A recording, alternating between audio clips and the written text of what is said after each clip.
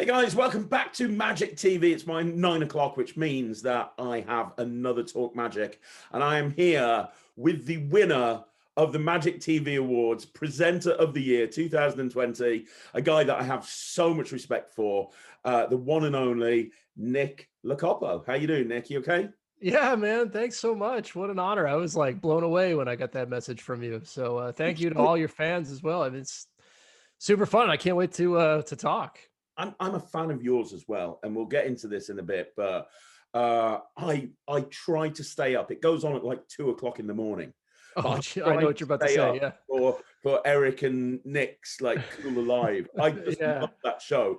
You'll see me typing away. I'll be like Yeah. dreary-eyed at 2:30 in the morning. But We're trying to change the time. We got to get a new time slot for that because nobody in England can watch the show because we don't go live till 9 p.m. Eastern Standard Time. So yeah, we're trying to move that. I don't know when though. I don't know what the best time to do something is. don't ask me. Don't ask Yeah. me. I just no idea.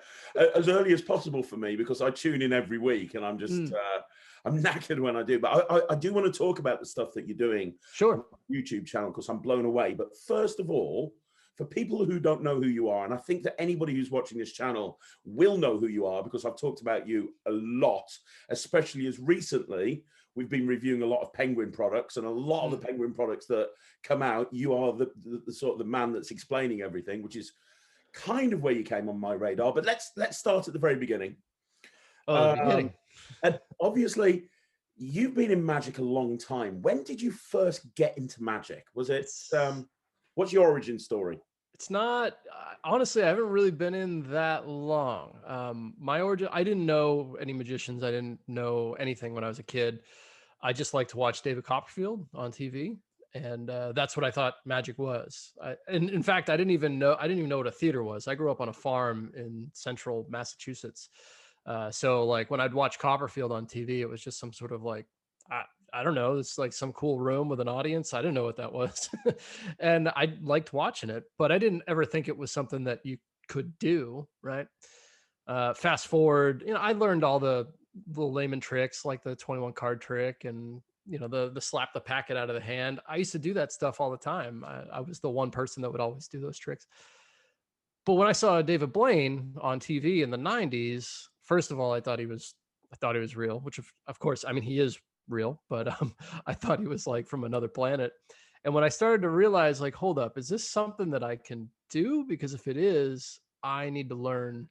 I need to learn how this is done because I want to do that. And that's really where it started. I actually learned, I started to figure out a few things he was doing on that original Street Magic special, some of the card moves and things. And once I kind of unlocked the secret to the DL, I was like, I was in another world all of a sudden. So in a way, David Blaine taught me card magic because not that he did it poorly on his special. I was just obsessed and I learned everything that he did I on think that there's probably a special. lot of people that got into Magic because of those specials. They were just Yeah. they Yep. changed the tide of Magic. It made it cool. It made it really kind of cool. Well, yeah, I didn't know I mean, I knew what a theater was at that point when I was in my teens, but like I couldn't envision myself, floating something on stage, but putting a signed card in a beer bottle, I was all for it. And that's the same time illusionist was just getting started, right? So I'm like straight out of the illusionist camp from back in the day. I got Brad all and the Card Ninja and all of that ninja stuff and all of that. You know what? my. Some people rag on an illusionist. I have many times on this channel, but you got to say back in the day they were the people that capitalized on that whole street magic thing. I devoured everything they put out. Like I had to have it, and it was I mean, everything that Brad was teaching on was great. Mm. Great. I always go back and I actually watch a lot of his tutorials to this day, because he always likes to give a little bit of like a performance tip type of thing. Like he starts from the very beginner level, like to try to give you confidence to just go and do it for somebody, right? And I think it really probably really affected me watching him teach. After that, I stumbled into, I started exploring. If somebody told me there was a magic shop in Boston, all right, I'd already gone this far. I didn't even realize that there was an actual shop or something that you go to. I was working at Lycos.com. I don't know if you remember Lycos. No, no. It's an old search engine. Used to be like one of the biggest websites on the internet. Of course, Yes, now that's it's right. Yes, had the yes. little black dog. Yeah. Yeah. I was working there, and I was just in my early 20s. And I used to take the train to this magic shop in Boston, Hank Lee's, which has got its own crazy story at this point.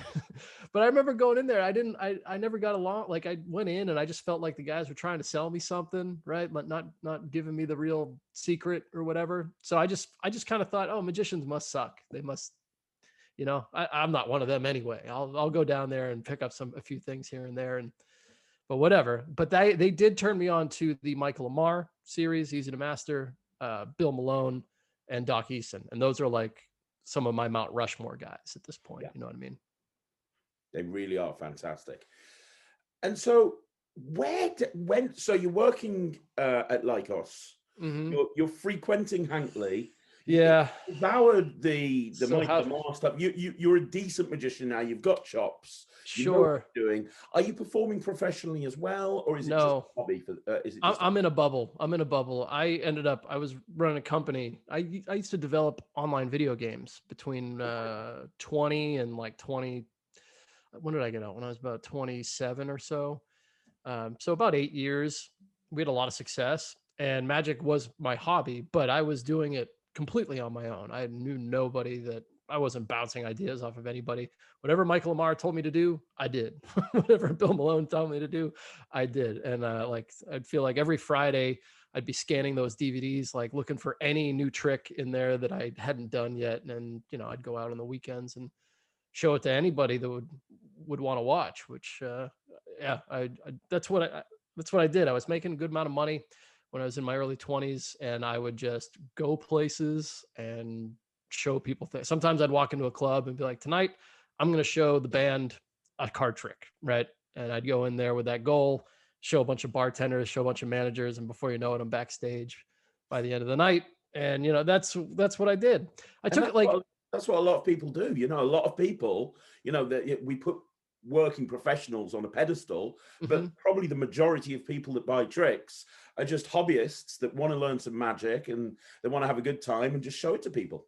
Yeah, that's exactly. My only goal. I think back to it a little bit. It's like I only wanted to show people things. It's funny because I meet people now that don't ever show anybody anything, but back then I couldn't even imagine such a scenario.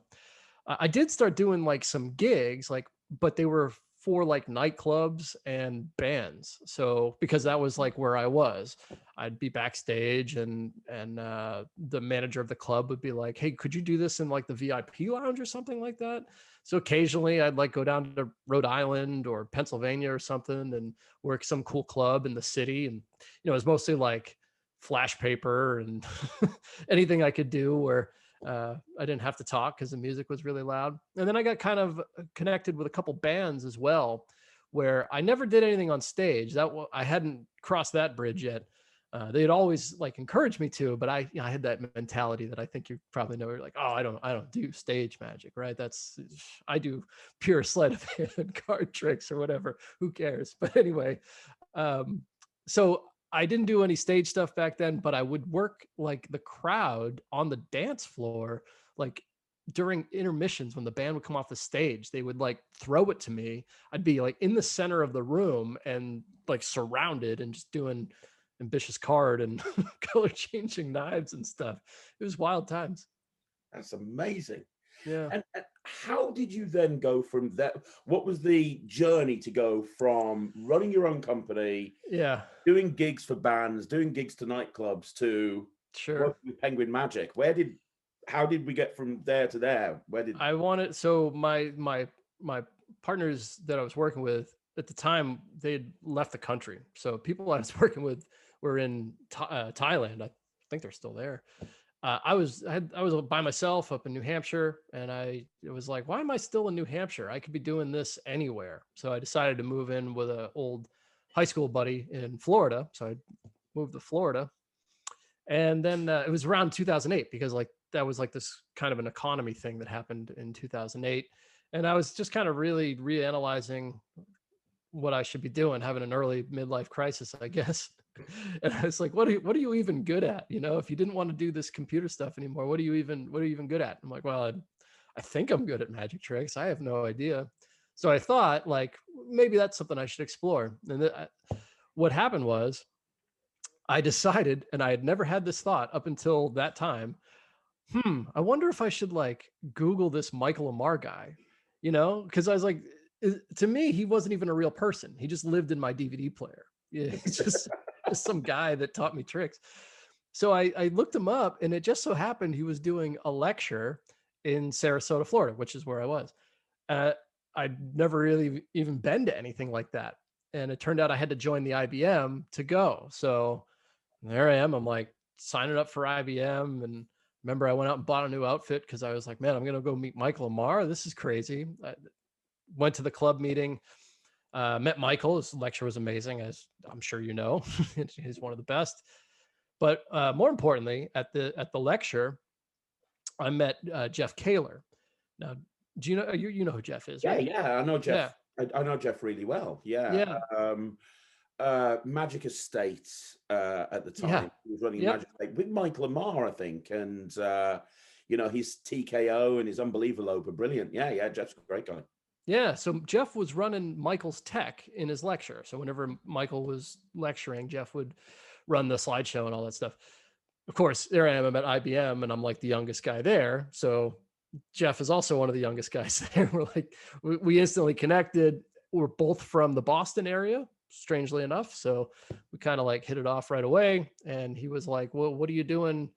If you're ever in Orlando, you should come hang out. So I just straight up lied to him, like, oh, I'm going to be in Orlando tomorrow. And, so I went over to the Magic Estate, where he was, you know, that you referenced there. Went over to the estate probably the next day, and I was living at the Magic Estate 2 weeks later. So I moved Wow. in. Yeah, I lived at the Magic Estate for 5 years or so, and that's when I was there. That's when I picked up a job at Universal Studios doing the show at Theater Magic. So I auditioned to be like a parlor magician in the show that Universal at the time. And that's where I learned, you know, I argue that I didn't know anything about magic until I started doing that show every day. I was doing almost 15 to 20 shows a day, which seems insane. Talk about getting flight time, man. Oh, man. We have a theme park. We have a couple of we have several theme parks in the UK, and I did a similar thing with Alton Towers, and it made me as a magician. It made me just go, because I don't know if you found the same, but you know, the audiences, if they don't like you, they're going to let you know. At a theme park, they're there to, you know, they've got so much they can do. If they don't like you, they're going to let you know. You have to get good and get good quick. Yeah, there's so many lessons that you don't even realize you're going to learn when it comes to stuff like that. I wish I could go back sometimes and just, I mean, to do 100 shows in a week, I mean, it's just, that's so invaluable. I feel lucky if I get to do, you know, if I'm like at the Castle or at House of Cards or Mystique Dining or whatever, and I can do 10 to 15 shows, because I know that I'm gonna learn so much about whatever I'm working on. But I had that there, so I learned how to stand up on stage. I learned how to breathe and communicate, and, you know, forget the tricks. I learned all that other stuff that you need to learn. And when I was there, I mean, we could talk about that if you want some more later or something. But when I was there, I met one of the other people that ended up working at Theater Magic. I met a lot of great magicians there. There's a lot of great magicians that came out of there, like Robert Moreland. I mean, he was great before he moved there. Joffo Fields, Michael Eaton, Tyler Sutter, Carl Skeens, and my buddy Dalton Wayne here, he's a real talented video editor. I'm not sure if you know Dalton, but he was always submitting tricks to Penguin while we were working at Theater Magic. And they didn't like his tricks, but no, some of them were okay. But they really liked the demo videos that he was making. So they offered him a job, and he moved to Ohio to start working for Penguin. Down the road a little bit I left the theme park and was kind of analyzing options again. Reached out to Dalton. I said, hey, what's going on out there in Penguin? You know, what do they do? Do they need anybody? And he's like, actually, you'd be perfect for something. Come on out. So I drove out to Ohio, and I've been here ever since. I took one look at the place. You know, I saw the blue wall that everybody lectures on. I'm like, oh man, I gotta be here. This place is cool as hell. And that was it. I've been here ever since. That is amazing. That is amazing. So when you got there, was Oz still doing stuff? Oz Perlman and No, it no, was I it was Oz and Wayne. No, not Wayne. it was O's and Noblezada, and then Noblezada, that's it. Jay yeah. Noblezada. Those two were like the face of the company. That must have been really Yeah, so big boots to fill. yeah, there's well, my job was never like at the start to be that person, right? My job was just like I had editing experience and camera experience and general magic knowledge and things. So it all kind of evolved into that. But there was a transition happening already. My understanding of it all is you remember Paper Crane Magic? Yeah, Sean Dunn's company. Yeah. So Paper Crane is technically P3. I mean, Penguin bought Paper Crane. So when I got there, it was like kind of just over after the merger and just as they were like setting up shop and they had just kind of gotten like the studio figured out and all that. And I got there kind of the same time as Dan Harlan. Dan got there maybe about five weeks or months before me, somewhere in there. And so they were just kind of like getting new talent, getting a new team, and over time it's evolved into that role where it's like me and Dan were kind of the only two people that we had.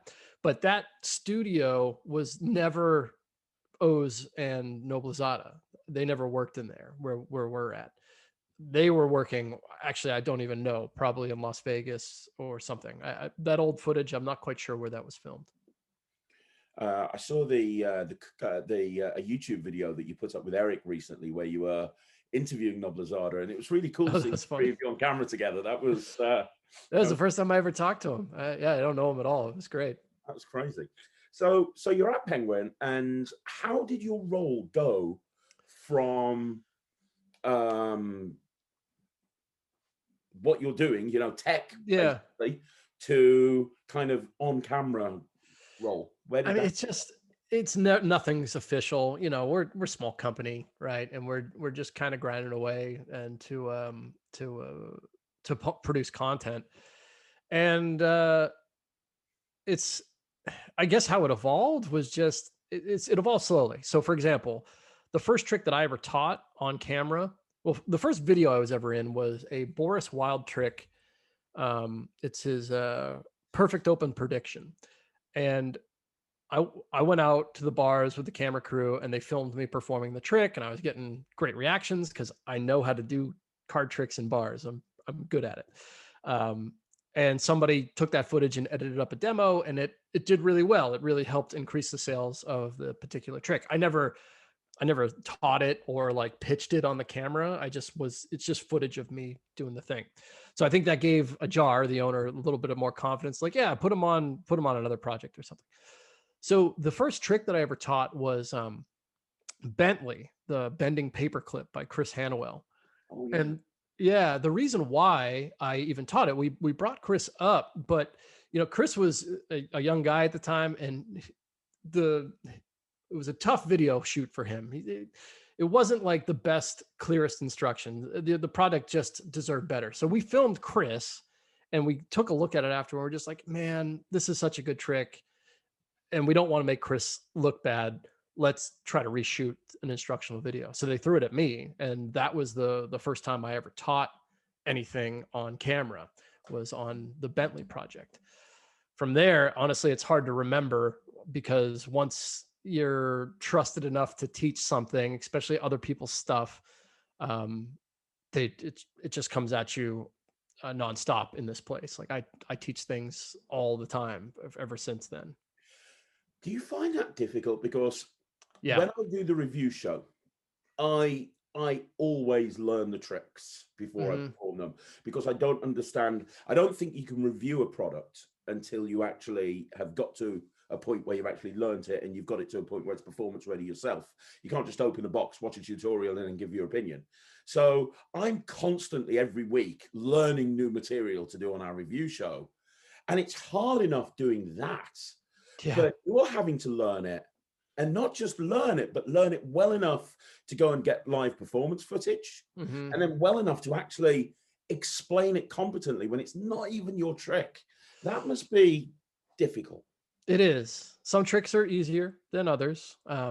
I find the hardest ones are like the utility device stuff, like smoke devices, or like you mentioned TKO, like anything that has like a lot of variety or utility about it. Like the Raven's a good example. Those are really difficult tutorials to put together because you didn't invent it. So you don't, it takes a while to get everything behind it. As far as like the regular tricks go, they've gotten easier over the years, but man, I, I really take it personally. I don't want to like somebody else's trick, right? So I want to make sure it's taught well and something that they would be proud to, share, to tell people to buy. Like, oh, this Nick guy, he didn't teach that one part right. I would have taught it right. You know what I mean? So I feel that weight when I do it, and so as a result, I don't script the things, but I kind of do. So like there's a loose script that goes along with all these tutorials that I make. And I've learned some tricks here and there about the way that I can edit myself, because I also edit myself, which is I can sneak some things by, you know what I mean, to make my life a little bit easier. But it's totally hard task for sure. I can imagine. I really can. And when do you get called in? And what I mean by that is, I see some Penguin products, and it's the creator that's explaining it, but Hmm. sometimes it's you. Yeah. When is that decision made? Like, is it? Yeah, that's a good question. So it's like a lot of times it stems off the Penguin Live series, right? So if you're coming in to do a lecture, we've got you there. And, back before, 2020, on you'd come in, you'd do your lecture, then maybe you'd stay a couple of days, and we'd film some tutorials for a couple downloads. We'd send you out to the bar with the camera crew, get some performance footage, and that'd be that. Um, and if you're a great teacher of magic, that's it. We'll edit you and we'll throw you in the demo, and that'll be that. We run into a lot of trouble with accents. So some of the Spanish guys, or anywhere from Asia or whatever, as much as you might even be able to understand them, or me, the comments just get flooded sometimes. We're like, who a great example is Roddy McGee. Roddy McGee would always get killed in the comments because of the way he talks, even though he's speaking English and I can understand what he's saying. But I had to actually do a lot of the Roddy McGee tutorials because it was just getting like Little Doors getting like 2-star reviews because of the way he talks, right? And that's just, so we try to cut that off before it becomes a problem, which I'll teach. The other way that I'll end up teaching it is, we still are trying to figure out the best way to get some of the physical products done that we do, that I know that you've reviewed a lot of, like, for example, like ringing the bell. What Is an a good, amazing routine. oh, what a great trick. Reynolds is one of my, I love Reynolds. He's one of my favorite magicians. Reynolds is actually my first magic friend. First magician I ever met was Reynolds Alexander. But when Reynolds came to do his lecture, he brought his ring in the bell and was like, "Hey, what do you think about this trick? This is a good trick." And we were like, "Yeah, that's a great trick." But it was the prototype bell, right? It looks completely different than the final product.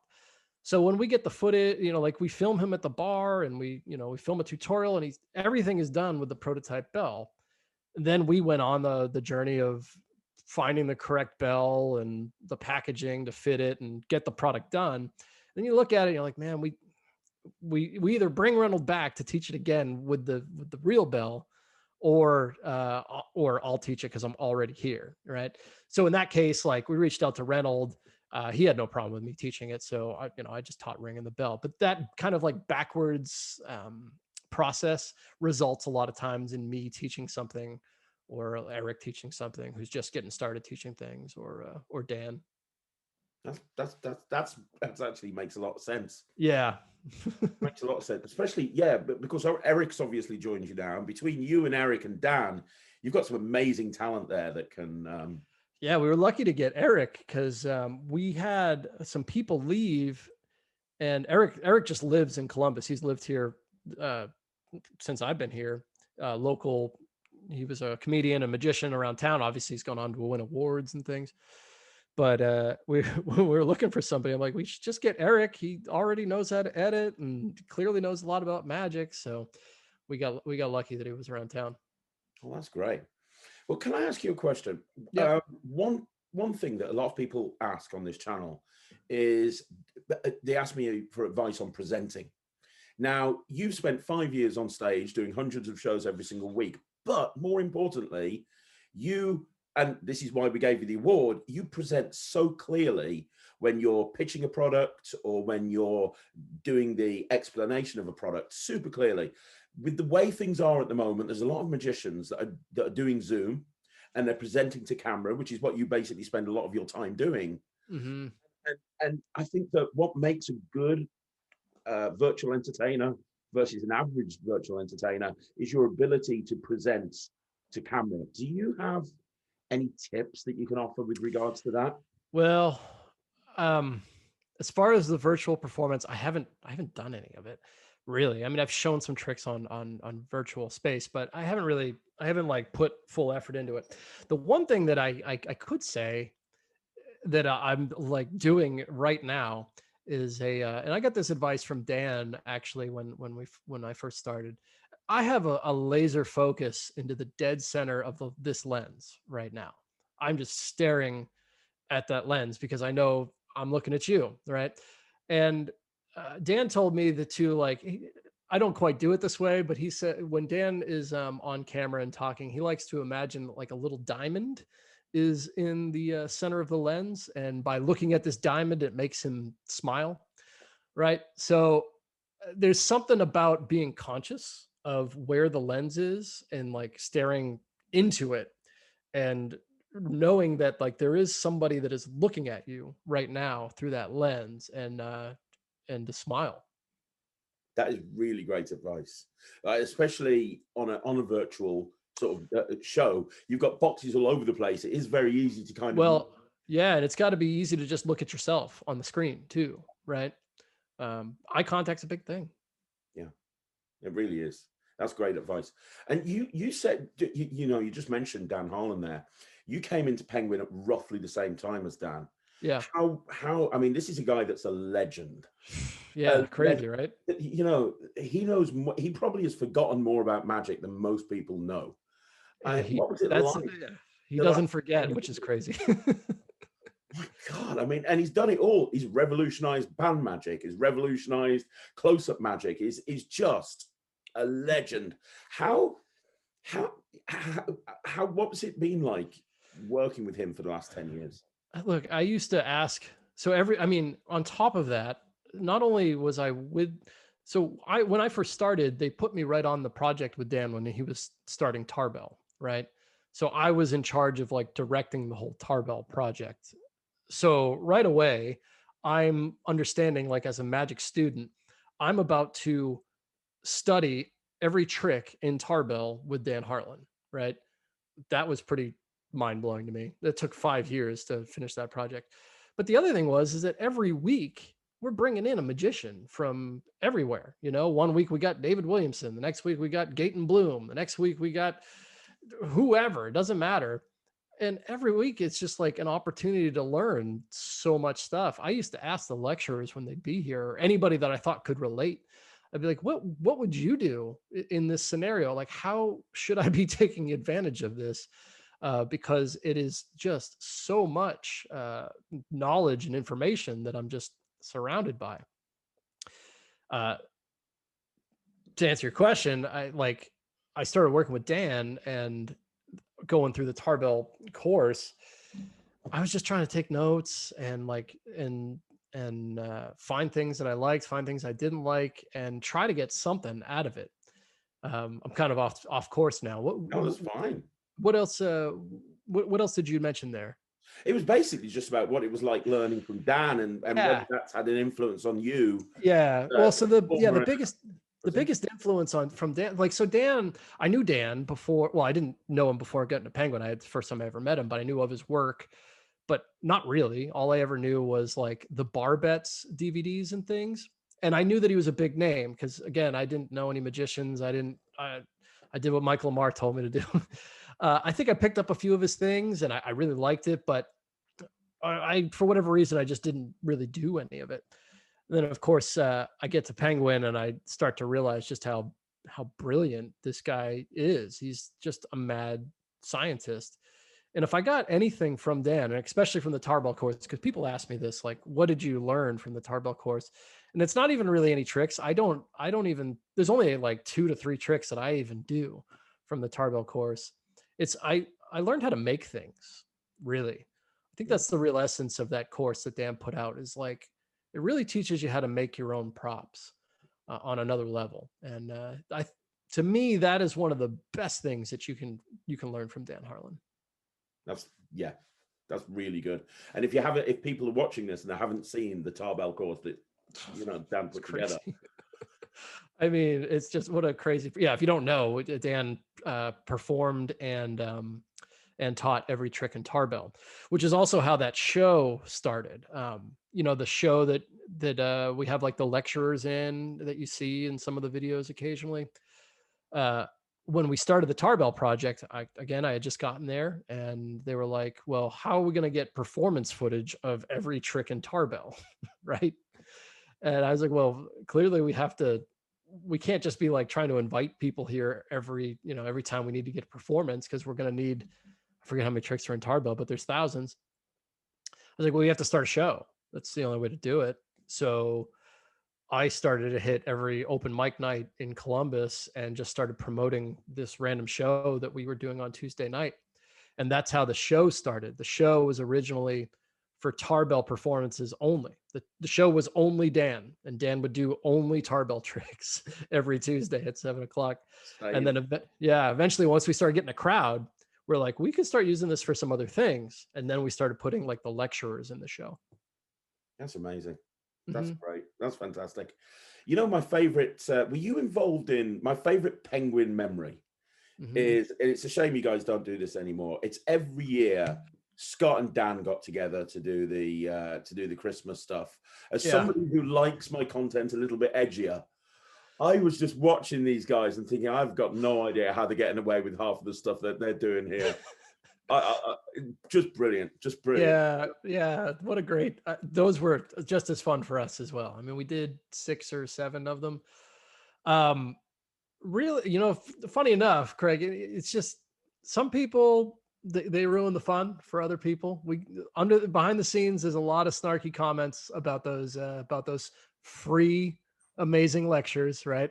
Which also have great material in them, but kind of the toilet humor, as you'd call it, some people found a little offensive. Not that stopped us from doing it. We still did 6 of them or 7 of them. I can't remember.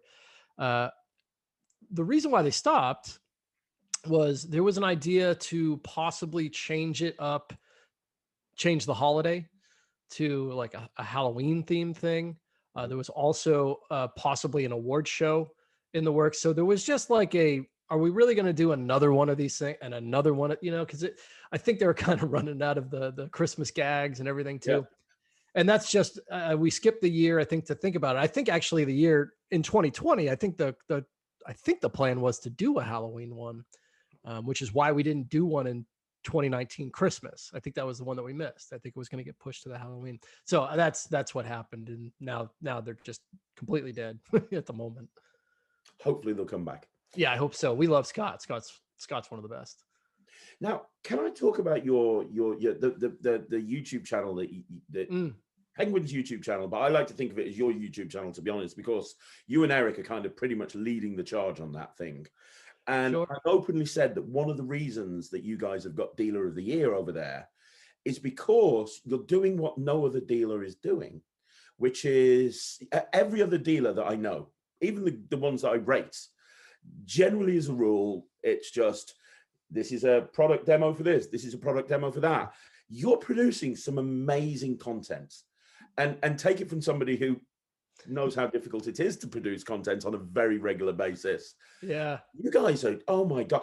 It annoys me sometimes because I was going to do like a video a few weeks ago on the best openers. And I was like, oh man, Nick's gone and done that Damn it! I'm gonna have to leave it a couple of months now, so it's gonna look like I'm copying Penguin. Oh, you can do your own. I just pick the ones that I know how to do. where did how where did all that come from? Because honestly, and I'll tell you right now, if people aren't watching and subscribing to the Penguin YouTube channel, it is phenomenal. You and Eric are doing an amazing job. You really Yeah, are. thanks. Well, the big guy behind the scenes is Josh Birch. Josh is the one that posts everything. Eric and I, we don't post anything. Thankfully, because I it's not my bag. I'm not the social media guy. I don't mind making content for it, but as far as just like running it, not for me. I don't think it's for Eric either. But Josh is fantastic. And yeah, when things kind of went down this year or last year, we were really, I mean, it had started before that where we were trying to make a push to just like we we got to start putting some better content out there. You know, the content on YouTube for Magic has just gotten better and better and better. So like we have to be a part of it. So, you know, thankfully in 2020 we were able to like think about some things, and it started with these like kind of archived show review shows that I was doing. I was like talking, like I had for example, it was a show that I put together that had a full performance from Tom Mullica when he was at the show. And then I'd also review a lecture and something else. I did, I don't know, 7 episodes of that. And basically we shot the gun a few times and a couple different ideas. And then finally, the one that we've been doing now lately is the Cool Box Live, um, where I really like it because yes, we're talking about tricks and we're promoting tricks, but we have something to give. We're discounting everything on the show at 25% off, which gives the show like some purpose. I'm not just watching a review show, right? Like, oh, like if I watch the show and see something I like, I can actually save money on it, which I think is worthwhile. Yeah, totally. And I love the fact that you're not, there's so many review shows out there at the moment. Yeah. You're not reviewing something. Instead, you're just going, hey, these are my picks. This is what I Yeah. like. This is what I think works. Let me explain why I think it works, which I think is just a great format for a dealer to take. I think that's. Yeah. It's a you know, like obviously we're selling magic tricks. So you're probably never going to hear me trash a product on YouTube. Right. But we also don't put stuff on the show that we just don't like, you know, like there's plenty of examples of tricks that Eric and I will sit down and go, we opened the box and, you know, it's got the old paper instructions and like a dirty rubber band. Maybe we'll skip this one. You know what I mean? So we're always going to be talking positive about the things that you see on there for sure. But the thing is that they're all going to be good tricks as well. And I mean, you save money on it. Okay. Now, let me ask you a question. One of the holy grails for newer magicians, and a lot of people that watch this channel are newer magicians, one of the holy grails is to be a magic creator. And I've talked about this openly on the channel. I think the reason is when people first get into magic, they see that there's these certain people that are being put on pedestals, and it's normally the creators of tricks. So within 2 weeks of being immersed within magic, it's like, Yeah, I've come up with my own magic trick. I've come up with my own magic trick. As somebody who's a creator of magic and a performer yourself, but you also see so many magic tricks, like more than anybody I could possibly imagine. What advice have you got for somebody, A, that wants to create their own magic trick, and B, that wants to release it to the magic community and ideally release it through a platform like Penguin? What would... yeah. So it doesn't need to be, you know, funny enough, it's really like pitching anything else, especially if you're going to do it to Penguin. Like for us, we get videos, we get the worst videos all the time. They are just excruciating to watch. There might be a good idea in there somewhere. And sometimes we find that idea and we buy it and then we work on it internally and then release it. I'll have a good example of something like that in a bit. Oh, like bipolar was a trick that came out last year, which was just a fun card that when you threw it in the air, it would change on the face and the back. That came through the partner program, or it just came through a submission of actually the kid. He was a kid. I think he was, I don't know, 13 or something. And it was from a while back. And, you know, the gimmick that he had originally made wasn't as nice as the one that we had made, but we were able to take that and go it. My point is to make a better submission video, right? A submission video is like the key to getting our attention. If you're submitting to Penguin, I don't know how it goes for other places, but if you can say, "Hi, my name is so and so, and here's the thing," and like we watch a ton of Magic, so we get it, right? If it's a carded number, you don't have to do your layman presentation to it. You can say, "This is my carded number, and here's how it works, and here's why it's different and creative and exciting." Because we'll understand right away. Like if that method is something to be excited about, we'll be like, oh, that's good, right? And if we want to, we might hit you back and go, "Hey, could you show us performing it to somebody?" We're not actually that concerned with how you present it, right? It's more about, is the idea good? Is it something that we could sell? So sending a long drawn out submission video is the death to a lot of good ideas. Yeah, I can imagine. Strangely, might not be the thing you expected to hear, but that is the truth when it comes to submitting things. Otherwise, if you wanted to like put it out through the partner program or something, Magic sells via video right now. So if you don't have a great video and you don't have a great way to communicate through the video as to why it's good, you're not going to see a lot of success with it, most likely. Fair enough. And is there a guy at Penguin that has to look through all of this stuff? Because the reason I ask this is, as you know, I have got a reputation on this channel for being brutally honest when it comes to products. And I can honestly say, and I'm not just saying this because you're on the channel, you know I wouldn't do that. I have been reviewing now since probably August. That's when I started review. Obviously, I did it way back in the day with the Wizard product review, but I've just started up again now, back in August. I've seen hundreds of tricks, many Penguin items I've reviewed, many P3 items I've reviewed, and there hasn't been one trick that's been a stinker. Everything has been really good. Every product that Penguin has put out, which is why one of the reasons I gave you Dealer of the Year, because honestly, I think that they're all great. I can't imagine the amount of people you say no to, or the guy that's sitting there having to watch them all. Yeah, and we say no all the time. Sean is the guy that says no.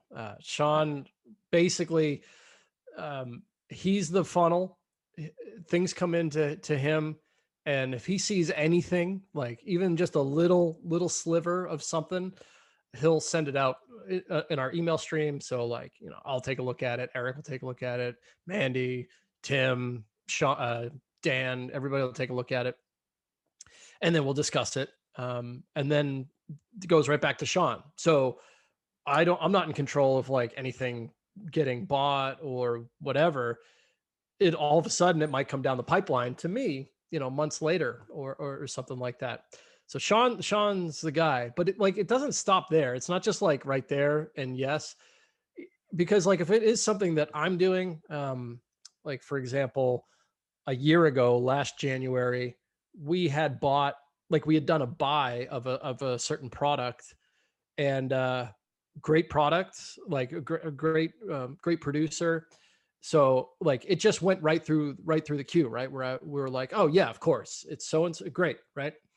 And so when we were out in Las Vegas filming Chris Angel, I brought this with me, and I was out performing it, and found that there was certain things about it that didn't work.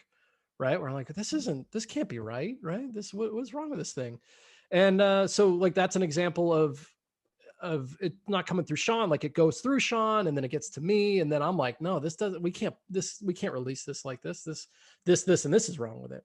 So like it can still get down the pipeline, and hopefully I'll be able to catch something before it gets released. And we're not working in a place where we're like, oh no, just forget it, Nick. We already did the thing. Just put it out, and then I'm forced to lie on camera about it. You know what I mean? Mm-hmm. That doesn't happen here. I was about to say, I can tell that it doesn't. Yeah. What's your favorite product that you've been involved with? Oh man. Well, the Tarbell thing is pretty monumental. I had opportunities to like not spend as much time on that when we were working on it, because it did take 5 years to finish, which is just crazy. And to organize all that and film it all and edit it all, but I never wanted to be taken off of it because I just wanted to see it through all the way to the end. And as far, I mean, starting the show was a big thing, but as far as products go, um, it's probably got to be the Raven. Um, I really, really enjoyed working on the Raven. I just thought it was crazy when I was watching you do that at Blackpool. Yeah. You do that so well. Well, and I'd never even really played with it until 2019. See, like that's my job, Craig. Like, it's a crazy job, right? Where Ajar says, "Hey, we want to re-promote the Raven. We want a new demo. We want all the things. Nick, we want you to do it." Okay, great. So now my job is to learn the Raven as good as I can, right? Which is just a crazy position to be in. And I mean, we know the Raven's a fantastic utility device, so I was just having a blast with it. And yeah, that easily became probably my favorite trick that I've been associated with. And now I use it all the time too. So that happens a lot with me with all these different tricks that I get stuck with. Do you still get time to perform yourself as a professional performer? I mean, are you kept too busy at Penguin? Is it like, it sounds like it's a full-on job. Yeah. The practicing and the creating of the content and the editing and all of that stuff. Surely I get burnt out on Magic sometimes. Surely you get to a point where you're just like, oh, I just don't know if I can go and do this gig. My God, I've just been doing this all day. No, I say no to just about. I either overquote or say no to any like corporate party or event that I do. Are you funny enough? One of my favorite things to do when it comes to corporate stuff is to fill in for somebody. I like pride myself on being a good replacement for somebody else. And so somebody that like, because I know that it's tough to trust other magicians, right, with your gigs. So like you get nervous, number one, that they're going to do a bad job, and number two, that they're going to take your gig. So I'm always more than happy to help if I'm around town to fill in for somebody else. But the gigs that I love the most are performing at places that are Magic venues, like the Magic Castle or in America, we have Magic Castle, House of Cards in Nashville, the Chicago Magic Lounge, the P3 Magic Theater. The places where people come to see a magic show, which just kind of harkens back to me doing the shows at Universal Studios. It's a room full of tourists that don't know anything at all. Those are my favorite things. So I absolutely love performing. Like I'm always seeking out like week-long bookings places. That's what I like to do. I'm not the birthday party or corporate entertainer. I can do the corporate stuff. I never do birthday parties. But yeah, I just like to do the cool magic venues. Those are my favorite. I can imagine. Do you a lot of magicians, they really struggle performing to other magicians. Yeah. Do you have a problem with that? I mean, I can't imagine that you would, because that's basically what a lot of what you do. I mean, I was terrified of it originally. Like when I first went to that IBM meeting, even looking back, thinking about it, I was easily one of the best magicians in the room, but I wouldn't show anybody. Like I was terrified to show anybody anything. I just figured they all had to be so much smarter than me, because I didn't know anything. It rubbed off. I mean, I still don't like the material that I do. None of it is like stuff that I've seen enough. I've been to enough conventions to see the tricks that are fun to watch at a convention, right? Like to go watch Garrett Thomas or Tobias and his whatever his new crazy trick is, right? I don't do any of that stuff, so I don't really. I'll show like the vanishing pinky trick or something at a convention, but other than that, I don't have the material. I don't have the material for a convention to be fun and exciting. I have great insight and things to share about certain tricks, but I just stopped beating myself up about like performing for magicians a long time ago. And on stage, I guess that got beat out of me at the theme park, where I just really don't care who's in the crowd, whether you're a magician or not. That's I can't be bothered with letting that affect me. that's fantastic. That's really good. Let me ask you one more question. I just want to circle back to, we talked about the products earlier on. Mm-hmm. There's obviously the other part of Penguin, which is downloads, Hmm. which have become ridiculously popular these days. More and more people are. I see downloads all of the time. You guys bring out some great downloads. Uh, I just talked off camera about the deck in shoe, which I think is one of the best tricks I've ever seen. You just brought out the reimagining of the Tommy Wonder stuff, which I thought was great. You guys bring out some great downloads, but there are a lot of downloads that come out now that are just Hmm. abysmal. What is there? Is there a process that people go through in order to submit a download? What should, because I think that there's a lot of, I think the point I'm getting at is there's a lot of newer magicians that have not made themselves look good by releasing a download that's really substandard. Sure. Have you got any advice on that? Because obviously downloads are a big thing for Penguin. Yeah, well, I mean, the stuff that we, produce in house is going to be always from, like for example, we just put out the Will Fern trick, the world's toughest card trick, which is great if you haven't seen that one. Those are always going to be great, great quality. The things you're probably referring to are from the partner program, most likely, because once you kind of get approved as somebody that can release tricks, we're not trying to regulate whether or not it's a good trick or not. That would fall into Sean's category as well. We just want to make sure that it's like not somebody else's trick and that it's taught decently enough. Yeah. So there hasn't really, as far as I know, like it doesn't have to be the world's greatest trick to get published in the partner program. Because that's where the big range is, right? You got great stuff from I don't know if you ever saw Jonathan Camm's Toy Box or any of the stuff, or Dr. Cyril Thomas's rubber band stuff that came out this year. Like that's all partner program stuff.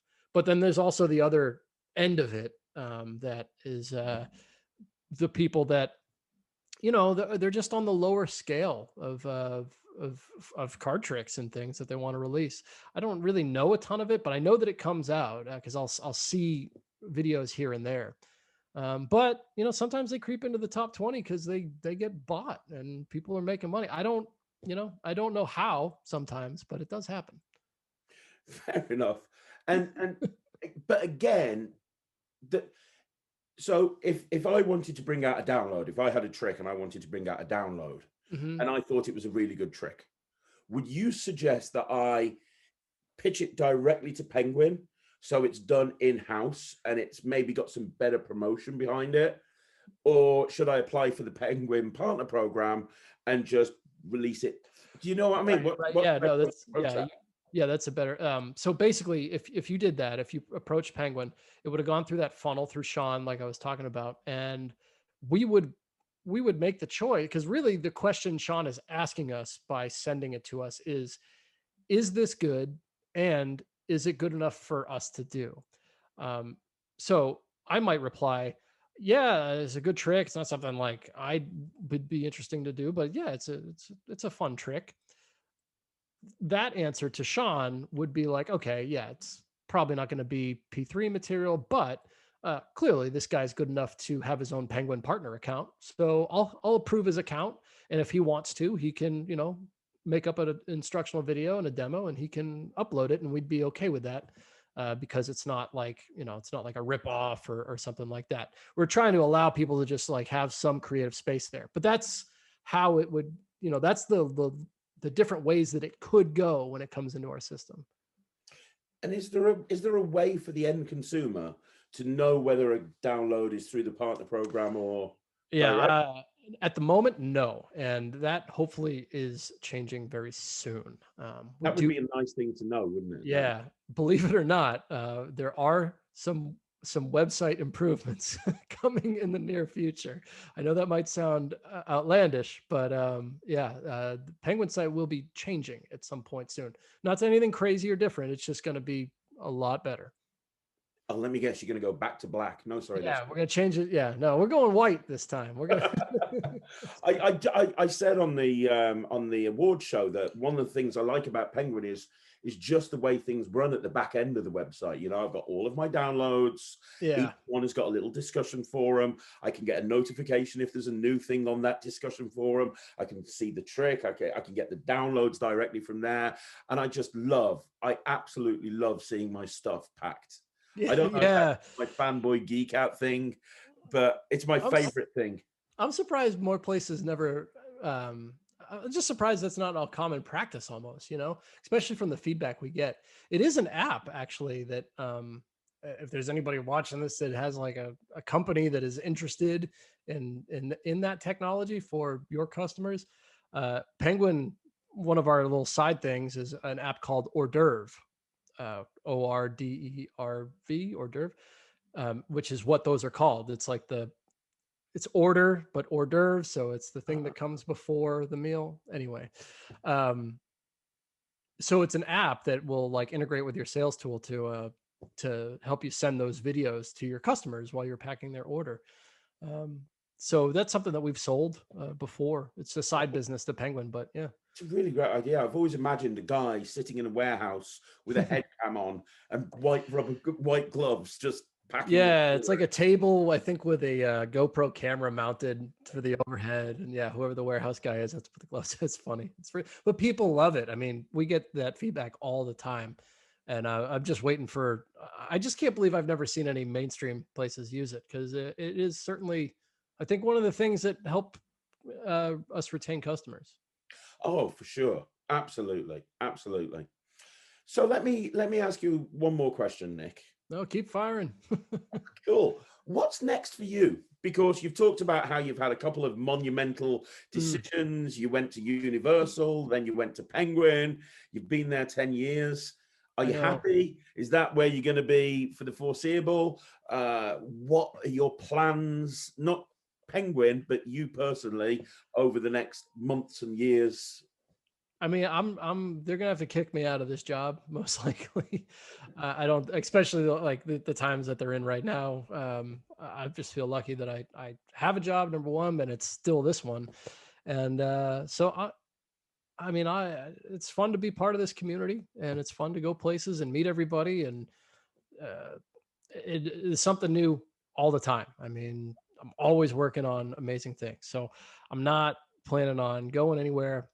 But I am working on, it's of course I'm working on a new show, but there's some interesting things about it that hopefully when things turn around and everybody goes back out to things, I'll be ready to pounce on that, and hopefully I can just do both. I don't really see why I can't keep doing the same thing that I'm doing. So that's it. I don't really have any monumental plans other than to keep teaching you guys tricks. Well, you've done a Penguin Live, haven't you? You've done a live act a couple of times, right? From memory. Yeah, I've done two. Two, yeah. So here's the question. I really feel like I should know this, but I don't. Have you released your own products? Not really. And is this something that you want to do? Because no. No? Well, I don't create, right? It's totally fine to not be a creator. I think a lot of people don't realize that. The only trick that I ever,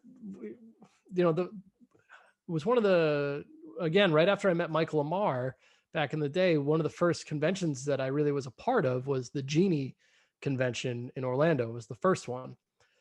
And I had always done Mayor Yedid's finger tricks, his finger vanishes and things. And I have a way of vanishing my pinky that looks amazing. And I was showing it at the convention. I showed it to Chad Long, and Chad freaked out. And next thing you know, he's dragging me around to literally everybody in the room, show him, and I'm showing him this pinky vanish. So like that was just a trick that I got really, really good at. And when I got to Penguin, at some point, I put that out as an instructional video. I have other things that I could put out, but yeah, I mean, not that they're not good or anything like that. It's just I don't know. I'm not. It's not a imposter thing. I just don't put stuff out. I don't know. I like to write more. Like I have some. If you come see me do a lecture live, my notes are pretty fun. I do some work. Well, some of it's been in my actual Penguin Live lectures. Like I have a lot of work on like the Svengali deck, Craig, and it's not really the sexy new trick of the week that would be the new download. I think in the future I'll be a part of some bigger projects, but I'm more of like the commercial magic guy, the guy that's going to teach you the multiplying bottles, or the guy that's going to teach you the invisible deck. And that's cool. And there's nothing wrong with that at all. Like No. well, you quickly going back to the Penguin Lives, they're amazing. Like they're absolutely amazing. I've seen so many of them. I've been a subscriber for years and years and years and years and years. Mm-hmm. When I think initially it was you and the at the table stuff that was kind of going at the same time, but the at the table stuff's like not been around for a couple of years. You're like the guys now in terms of this stuff, and you changed it up, didn't you? You changed it up to more of a live act format a couple of years ago. Yeah, the evolution of Penguin Live is really interesting. Started in 2013, and it was a live format, like streaming live, where you could write in and ask questions, the performer on stage, and that was it. Now, back in 2013, that was unheard of. To be able to watch a live lecture, I mean, that was crazy. And at the time, it was a big deal. I mean, there was a lot of people that subscribed and watched all those Penguin Live lectures. Of course, now everything's live, right? So like, who cares? And that's what happened. Really, was that at some point, you just realize that it wasn't better because it was live. It was like a novel thing. But after a couple of years went by and that buzz about being a live lecture, it was actually losing value. The product would lose value because it was live. Make the performer nervous. I mean, there's a large variety of things. It's like why they were so long. So we stopped having it live, and would film it in the studio with an audience, and that way it would have a smoother edit, and it could look better, and we could cut out stupid questions, and all that type of stuff. And then we had another problem where, funny to think, right? Like here we are in Columbus, Ohio, and every week, every Sunday, we would bring one of the best magicians in the world to film their Penguin Live. And if you were a magician in the area, you could come for free and watch, right? Every Sunday night. Well, they just got tired. Oh, I know, right? Seems crazy. I know. So all of a sudden, on Sunday nights, we'd only get like 4 people in the audience. Like a good crowd for us towards the end of our studio audience was like a dozen. I knew it was getting real bad when, who was it? I think it was either Danny D'Ortiz or Leonard Green. I couldn't remember. And there was empty seats. I was like, what is going on? Well, how did we get to this place? So we were also hip to the idea at the same time that like, it's probably a better product without the studio audience. And that also turned out to be true. It actually cuts out like 40 minutes, I would argue, of the lecture. If you did the same lecture with and without an audience, there's going to be arguably a 40 to an hour long difference between those two things, just because of the way you're interacting with the people in front of you. So then we cut the studio audience out and we added in the show footage. That's when we made the transition where we started putting the lecturers in the show. So now the show footage kind of became the audience, and it was a real audience. And then they would just cut to the studio and you'd have the explanations from Dan and the performer. And then it evolved into the acts. And the acts was that's kind of like what we were getting already, because the people would show up with a full show to do in the show. So like all of a sudden the lectures weren't so much lectures anymore. They were more slanted towards like, here's my case, here's my props, here's what I do when I get to the show.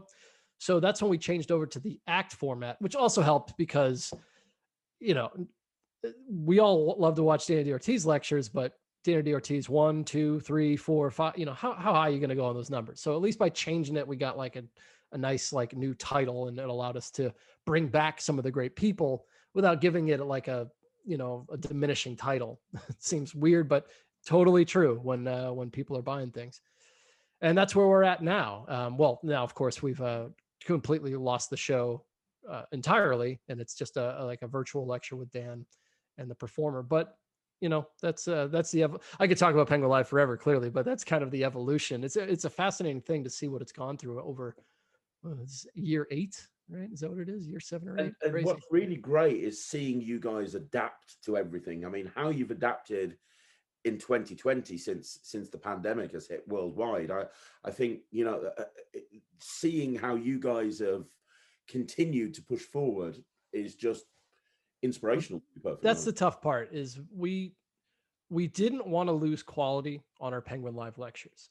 As is, we produce the best ones, in my opinion, if you're going to buy anything like that. And it would have been really easy for us to start just doing like a Zoom call with trying to think of one that came out, like with Mario the Maker Magician or something, when he was, I don't know, in his garage, and have him Skype in with Dan. I mean, we considered all that, but we really wanted to make sure that the video quality and the audio quality and all those things were things that we could control. And we were exploring sending people equipment and things. It was too much. We actually do, I believe, have our first actual virtual lecture coming out soon. I know it's getting filmed with John Armstrong, where he'll be doing like actual show on Zoom, and then doing the lecture portion with Dan remotely as well. Up until this point, we haven't done anything like that. We've actually been bringing people to Columbus and keeping everybody safe in the studio. But yeah, we just hadn't found the right way to be able to do it while maintaining quality control over those products. And is it something that you, when the entire world goes back to normal, whenever that may be, will you be going back to the live format? I don't know. I don't know. I mean, we want to. We have an army of Magic fans here in Columbus, Ohio, that are dying for our Magic show to come back. So it'd be pretty easy for us to start the show back up and do the same thing. But honestly, I don't know. I have no idea. And one more question while we're on the subject of the Penguin Lives, or the live acts.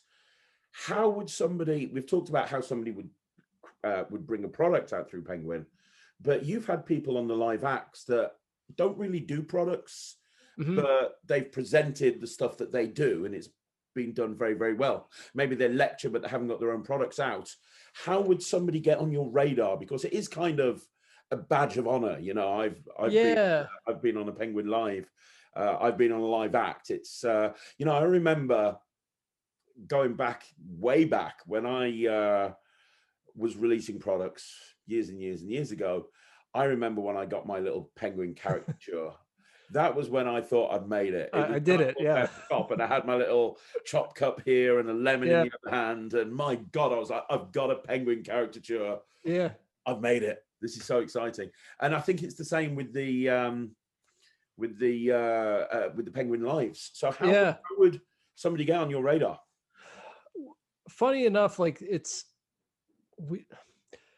feel like the way that it works is just a lot of the times would just come from conventions, really, and getting to meet somebody. We generally just don't grab people that we've never seen in person. We don't even need to see you perform. We just need to know that you're, like a good human being and know what you're doing, because we're sure that your material is good if you're one of these people that we end up bumping into at like a convention or something. So yeah, there's people that will just out of the blue contact because like we've never had them, or trying to give an example. Trying to think of like somebody, because those are our favorite ones, the people that surprise us, right? That show up and we're just like, what, all right. Like Christopher Carter is a good example from last year.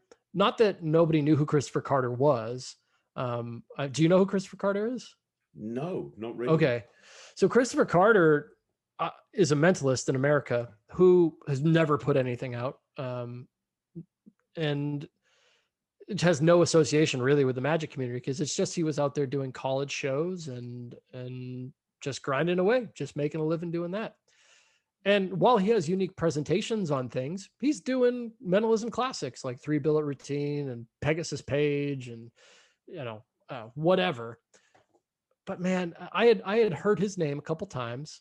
Actually, funny enough, he's the guy that invented not the routine, but in the essence behind the anniversary waltz. That's who Christopher Carter is. Yeah, he put it in the linking ring, and then Doc Eason found it and took it from there. Anyway, he came to Penguin Life. We invited him out, and he destroyed it. In my opinion, he was I voted for him for lecture of the year. Nothing against Mario, but the Christopher Carter lecture is unreal. The mentalism that he shares in there is just unbelievable. You know what? It's going to be in my account because I've subscribed for years. Oh, watch that right away. I've watched him. Yeah, watch that one. If I see mentalism and I don't see magic in there, I kind of. I kind of put it in. Down. You'll enjoy it. You will absolutely enjoy it. There's some gold in there. So I guess we ask people. It doesn't really go the other way around. It can, if somebody that's really surprising to us that we're like, oh, really? They want to do a lecture? Yeah, it'll work that way. But most of the time, we ask people. It'll just kind of be an internal thing where, hey, have you seen anybody that you would want to do that you would recommend for a lecture? And like, I'll just kind of go back in my brain and be like, oh yeah, I bumped into Derek Ostavani at the last convention, right? And I'll recommend somebody like that. So that's kind of how that goes. We find that anytime somebody like pitches us a lecture, I'm not involved in this process. It's all Tim Trono, but it seems to go the other way for whatever reason. And maybe it should stay that way. So it kind of is like a badge of honor thing. I mean, I think you could tell us that you have a lecture, like, and you'd be honored to do one or something like that. But I don't know. The way it always works is just the other way around. That's really interesting. Okay. That's actually really interesting. All right. So do you ever worry that you're going to run out of people? Like, oh my gosh, we put on a lecture every single week, and we have done for 8 years. There's only so many times we can call on Jay Sankey to come and do the 15th or whatever it may be, Yeah, I guess we've proven that wrong at this point. We used to think that back in, that was a top of a conversation in like 2017, 16, where internally we'd be like, how long can this keep going for? But I don't know, just it keeps working somehow. And, the lecture schedule is already filled up, I think, till July this year. So it's not like we're running out of people. And most of the people this year are all new. So yeah, I guess there is a time, there is a time where it will come to an end. It just has to, but there is no end in sight at the moment. Okay. One other question. I know I keep saying that, but you're just such an interesting guy to speak to. I can talk to you forever. Do you have any plans, or do you guys have any plans to do something else like the Tarbell course? Because that was so well received. Yeah. So Penguin, we work with Hermetic Press, right? So we have access to a lot of those great Hermetic titles, which is why Dan did the Tommy Wonder project last year. So yes, we put out projects like that occasionally. At the moment, we're not really talking about any, but like Dan not only filmed Tommy Wonder, but he also did, okay, that's not out yet, I don't think. Like, for example, I think something that is coming out that's not out is Dan did the verbal magic tricks from Juan Tamariz's verbal magic book, which will come out into like a download at some point. Beyond that, at the moment, I don't know of any like bigger projects that we're working on, but we're always open to them. And because we have those books, it makes it easy for us to be like, all right, By Forces Unseen just came out. People are really excited about it. Maybe we can find somebody that knows how to do all those crazy moves, right? And we'll get them in and film them. We like to work with like Richard Osterland a lot. He did a couple projects he did a project on Fantini last year. We brought in Doc Hilford. He did a project on Animan. I don't know if like we brought in Michael Amar to do some things with Di Vernon at some point. So we're always open to it. But that's what I love about you guys. You know, you see, I don't want to diss them at all, but like somebody like Illusionist, for example, it's not about the history of magic. It's more about this is the latest thing. This is the latest thing. And obviously you've got your latest stuff that's coming out, but it feels like with the various different projects that you do, you're paying tribute to the past masters of magic as well, if that kind of makes sense. Yeah. And I guess, you know, I would like to think it would be like that if Dan and me and Eric weren't there, but you know, thankfully, I like to talk about that stuff. When I'm talking to people on camera, and I'm just assuming that they know nothing about magic, I love to introduce them to like, oh my God, and if you've never heard of this guy, Michael Amar, I want you to stop right now, go get, you know, like, because to me, there's somebody out there that like took that recommendation and then learned incredible stuff from it. You know what I mean? And of course, like just telling people where things come from, and it's important. You and I both know it's important, but it might not necessarily be that important if you're just trying to sell magic tricks, you know? Yeah, it's great. It's great. And it shows with the amount of people that you've got coming in regularly to work with you. Like obviously huge names. You've just got David Williamson who's doing that show with you guys. Yeah, yeah. Isn't that funny? Like I don't even think about that deal. show. Yeah, it's a cool show. And like, I mean, I'm not a part of it, so it's just happening. Like it just gets made somehow. I don't even know who makes it or does it or who works on it, but it just happens, and I'm happy that it does. Yeah, I mean, it's just being associated by these big names of magic, and the fact that they're coming to you to work with you speaks volumes. It really, really does. Okay, one last question, which Sure. I've said about 7 times now. But yeah, no, don't let him in. You're good. You're good. Can you give? I'm just trying to think of the questions I get on the channel as well, and one question I get an awful lot is people struggling to practice. Especially with at the moment there's limited opportunities to perform, people feeling slightly demotivated and I'd rather just go and watch Netflix than sit down and try and learn this new magic product. You have to learn a lot of new material. We've discussed this. Yeah. Have you got any advice on learning new material or the best way to practice it in this day and age with the with things that are going on around the world? Yeah, I mean, it's become a learned skill for me to be able to just kind of like, okay, what is the trick? Or is this trick? And then I can learn it pretty quickly and feel pretty confident with it. My process is I need a video of somebody doing it because I need to get an idea of what's going on, which of course I'm sure you're going to get whenever you get something. There's going to be a live performance. I transcribe the performance. That's what I do. Everything that comes out of the performer's mouth, I write it down, which is important because it's going to help you remember it, right? So you're winning on both sides. You're getting the script all of a sudden written, and you're getting it drilled into your head without having to do anything else because you have to write it down. Anyway, and then I'll go through it again and kind of script out the moves and the motions, like down to the so I'd be like, Craig says hello, and then he asks the person where they're from, and have they ever been to Las Vegas? So I've written all that down, and then I'll write in parentheses, Craig reaches into his pocket and pulls out a deck of cards, right? So I'm really writing like a movie script based on the video that I'm watching. And I find after I've done that, and it's tedious and it's kind of a pain in the butt, but if you grab a coffee and put on some music or whatever and just write it out, by the end of it, you got a great script and you've already got like 25% of it in your brain, right? Without even having to do anything but that.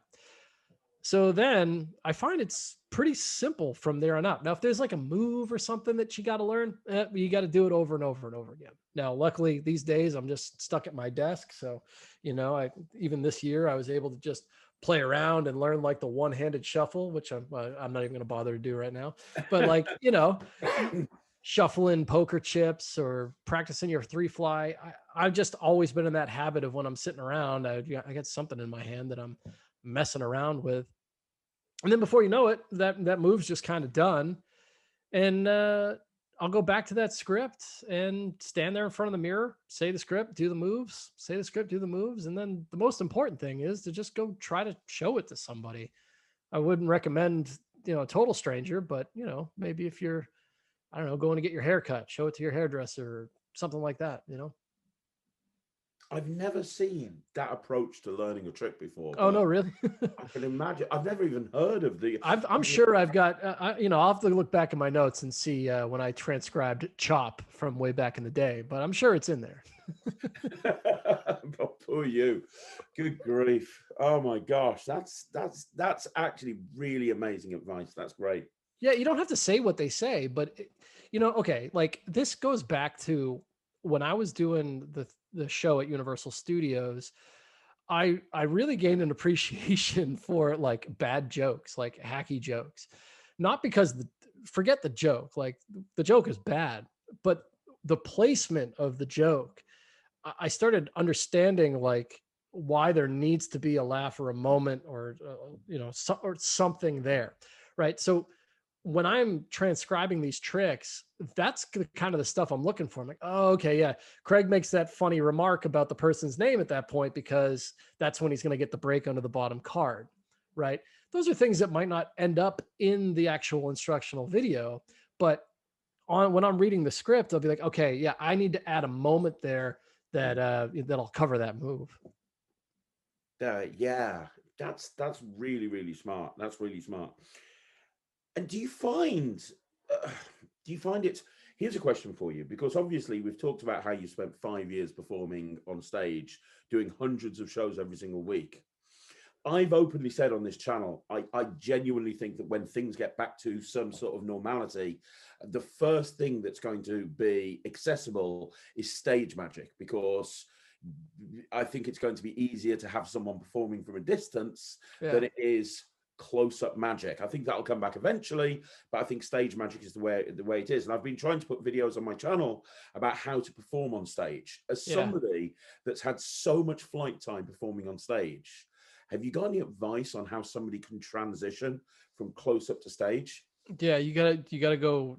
I mean, you have to seek out the open mic nights. Do you have open mic out in England? Oh You yeah, must, yeah, yeah, right? yeah, Yeah, yeah. okay. Those are, I grew up in Boston in the New England area, and those didn't exist. They probably do now, but like for whatever reason, like the arts just didn't exist out there. When I got to Ohio and realized that, like, holy crap, like I could actually go perform 5 nights a week on stages around town in different places, sometimes multiple places a night. Man, I took advantage of that so hard. Like, yes, I this is after I performed 5 years at Universal Studios. In fact, once I got to Columbus and we started that show, I would perform in the show with Dan, and then immediately after the show, we'd go across the street to this bar called Space Bar and hit up the open mic there. and just keep doing it, because like that's the only way you can get good. And because you also have to, like, you have to take time to reflect on and make changes to what you're working on, right? You can't just do a gig one week and then like do another gig 3 weeks later. You're just not you're not going to progress. I mean, you might progress a little, but you're just not gonna. So you gotta grind and go do it. And the other thing that I would recommend is to pick some easy tricks that you don't have to think too much about, that will work and still get you a good response, right? Yeah. Tricks that like have good scripts with them too, so you can also learn those beats. Like okay, it's not the best joke in the world, but it gets a laugh, right? Like, and you can understand, all right, I understand why this joke needs to be there. I understand why this applause cue needs to be there. Yeah. So there's some great creators out there, obviously, that we could recommend that put out amazing stuff for open mics that you'll just be instantly successful. And as long as you keep doing it, you'll get really good. That's great. That's awesome. And can you give us a sneak peek of anything that's coming out from Penguin. I mean, you don't have to perform anything, but Oh yeah. you know, I see a lot of the newer stuff that's coming out. I think the last thing that I just looked at was Misprint 2.0. Which is Yeah. Let's great. see. Let me look in. I Let me just look at. wondered if there's a big project or something that you know is coming out in the next few months that you can Well, the just. stuff I'm editing right now is some Roberto Giobbi physical products that are really good.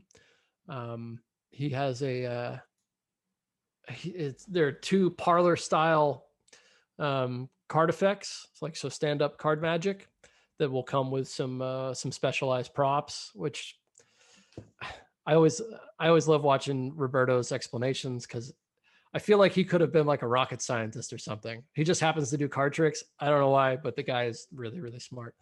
Anyway, so we got two of those. We get two of those coming out at some point. Let me look at the calendar here. What is in here? What is in here? Oh man, there's some downloads. The Joe Rhinefleisch stuff that is coming out, like, when does this one come out? This one's amazing. It blew my mind because we filmed him in December and he did this and it was insane. Maybe it's not listed on here. Well, I'll tell you the name of it. Is he bringing out something called an ambitious band? No. All right, okay. Because I just did an interview with Joe, Well, he might not know the title of it. It might have been. and he was talking about how he's just done a whole bunch of filming with Penguin, and he was talking about some of the stuff. And Joe Rhinefleisch is ridiculous, which is why I wanted to interview him for the channel. Oh yeah. And some of the stuff he was saying it's his best band material that he's ever created, which is saying something for Joe. He's got a rubber band coming out. So I think he's got like 5 downloads coming out with us, but I want to tell you about this one. I want to get the name of it here. Where's the name of it? Products. It is called Convergence. And this is exactly what it looks like.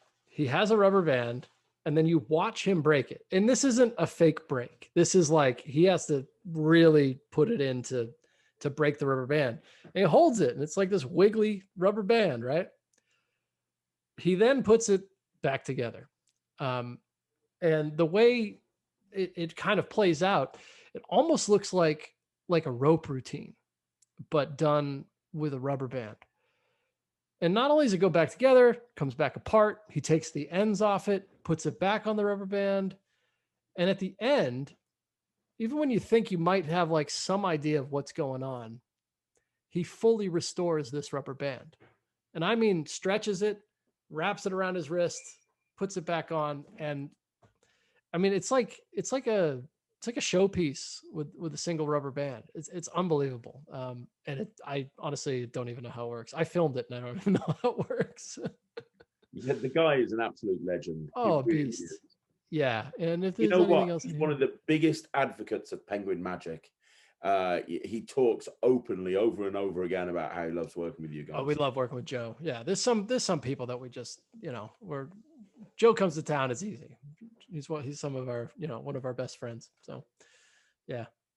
That's awesome. That's great. Well, thank you for the sneak peek. Yeah. This is genuinely the last question I've got for you. I don't believe Put you. you on the spot here right now. Dan Harlan or Eric? Dan or Eric? Who would you prefer to be on camera with? Because I've seen you with Eric. You've got chemistry every week. You're doing that show, and you do the more of the live format shows as well. You guys just bounce off each other really, really well. Yeah. Well, Eric worked down for years. Yeah, Eric. I think it's because Eric and I both. I guess another thing I love to do when I do shows is I like to host shows. I do some variety stuff down in Florida every now and then. But I think that's because Eric also hosts. So we kind of have an understanding of when to talk, when to not talk, and it kind of flows pretty good. I like being on camera with Dan. It's just like sometimes he's so brilliant. He steals all the good ideas, Craig. It's impossible to get anything out. He is just 2 steps ahead of anything that comes out of my mouth. We did a show. It's fun. Like we did put together a show when we were filming Tarbell. None of it ever came out, mainly because we just didn't have a venue for the videos. if that makes any sense. Cause like, yeah, they could have gone on YouTube, but at the time we didn't really have a YouTube channel. Mm. Anyway, the show was Dan and I, it was called Talking Tarbell. And it was Dan and I kind of like reviewing the previous lesson and kind of me giving my takeaways and Dan giving his takeaways. And it was really, it never came out, but Dan's a crazy one to be on. He's so knowledgeable. He just knows so much. What's your favorite Dan Harlan trick? It's The Awakening. Well, I mean, God, there's so many great ones. The one that I do the most is The Awakening. Are you familiar with that one? I don't think I am, and I know a lot of Dan's material. It's his Professor's Nightmare routine. Hmm? No, I think you can get it on his website, but it's a Professor's Nightmare routine, which sounds like okay, but it's amazing. The funny story behind this routine is that I watched him do it when we first started the show. You know, he would do that routine, I don't know, every 4 shows or so. So I'd probably see him do it 40 to 50 times. And I used to watch that routine and go, I mean, it's three ropes that are different lengths that go to the same length and then back to different lengths and then to the same length. So I never really put much stock into like what was going on there, but I was like, he doesn't really have the ropes examined at the beginning. So I guess it's like, I'm talking like a layman. It's got to be like magnetic rope or something. I was so wrong because I think he teaches it in his Dan Harlan Live 3 or 2. And I remember being on camera and he shows the method and it just blew my mind because I'd been watching that trick for like 4 years and had no idea how it worked. This couldn't have been more wrong. I do it in my stage show. It's a great piece. It sits second in my show right now. But I also love Crazy Cash, which is that one is so good. But those are about the only 2 that I do. I love everything else. Like Starcoal's fantastic. I mean, cartoon I've done a million times as well. There's not a lot of guys on his level when it comes to magic hits, right? Yeah. There's only a couple people in that category, like Sankey, and it's honestly, it's rare air. Yeah, it really is. Really is.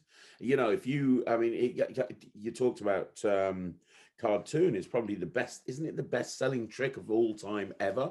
Yeah, you should get Dan. Dan, come on here and talk to you. If you love it. Reach out to Dan. Dan will come on and get him to tell you the cartoon story, because the story's wild and the numbers behind it all are wild, and like, and then it coming full circle with him fooling Penn and Teller with it, a couple years ago. Just now. brilliant. Just brilliant. Yeah.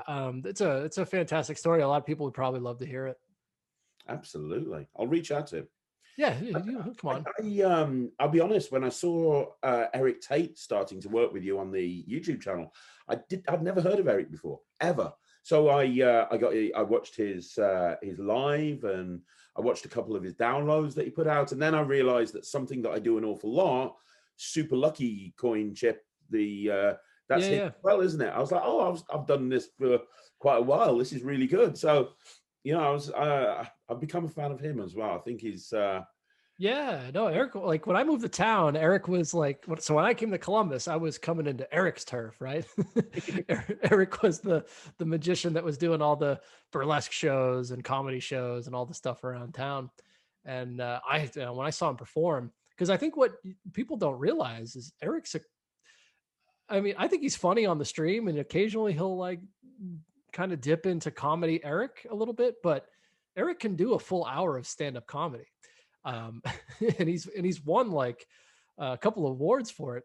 Not only that, he won what was the big award that he won? I know he won Close-Up Magician of the Year from, oh, he's gonna kill me for that, but he's going to FISM, whenever FISM happens again. He was he won one of the things that help you go to FISM for Close-Up. Wow. So he's one of the American representatives whenever FISM comes back. I know he won like the Winter Carnival of Magic, but there was a bigger competition that he won. Can't remember what it was. But yeah, anyway, he's got a great. He used to work at Magicopolis in California, and we're lucky to have him because he just has another skill set. Well, that's a big deal going to FISM. That's great. That's absolutely fantastic. Yeah, it's the act that he did. He did I mean, he was on Fool Us as well. He's got this invisible 3-card Monty that he does I didn't with know the that. We don't yeah, get Clueless over here. We have to wait for it to get uploaded to YouTube by the creator and then watch it. Ironically, the first season was over here in the UK, but yeah. no channels in the UK actually show it. So we have to Yeah, wait. well, you get the YouTube clips, right? Yeah, we get the YouTube clips, luckily. Yeah, search for Eric. He does his invisible 3-card Monty routine, which is like super hard and, wild. But, again, he's just one of these guys that went out and did it. Like, he booked the theater space and did the shows and learned how to perform it for people, because that's the only way you can do it. And I think that's it at the end of the day. How do you become a better magician? By just going out there and doing it. If you sit at home on your ass and you don't do anything, you're never going to get anywhere. But there's only so much practicing you can do in your bedroom. At some point, you have to go out there and learn how to actually engage and perform. And it's not about the technical skill. It's not about the trick. It's about walking up to a group of strangers and getting them to want to listen to you and become friends with you after about 5 or 6 seconds. Yeah, it's there are different goals, but yes, I totally agree. There's only one way to, if that's what you want to do, there's only one way to do it, and it's to jump off the cliff. There's space for everybody. There's space for the hobbyists and the collectors and people that like to create silly tricks and methods or whatever. I'm happy for everybody to be happy within magic. But if you want to perform, if you want to show people tricks and get fun reactions, I mean, I just feel thankful that I was able to realize that that's what I really loved about magic at the beginning. Was I saw David Blaine do those tricks, and once I realized that they were real, things that I could do, I had to do it. Not because I wanted to know the secret. I just wanted to show it to somebody. That's it. Absolutely. And when the bug bites, it bites hard, which is I'm still bitten. And I can tell. Man, it has been a real pleasure speaking to you, Nick. Like I say, I've been wanting to get you on the channel for a long time. Yeah, anytime. I know you're a really busy guy, and thank you so much for everything that you do and everything Penguin everything Penguin does, because that I'm very vocal about what's right and what's wrong in magic, but I'll openly tell anybody that listens, I genuinely think that Penguin are doing everything right at the moment. And no, thank you. And keep doing that though, because I'm excited about all this, stuff on YouTube. And we didn't even really talk about any of that, but just a way a lot of the trailers are getting dissected now. And I talk about this stuff constantly. I'm thinking about this stuff constantly. Well, I'm happy to talk about it quickly. Yeah, but if you want to, no, well, I guess, I always want to make great videos that are informative, that don't, have anything crazy behind them or anything like that. And I really think the things that you're doing and, some of the other channels like Magic Orthodoxy and stuff are they're not forcing people like us to change the way the things we do. I take hints and advice from this. These are just questions that never got raised 5 years ago. Do you know what I mean? It's a lot of interesting stuff. I don't know, maybe it's a whole nother topic, but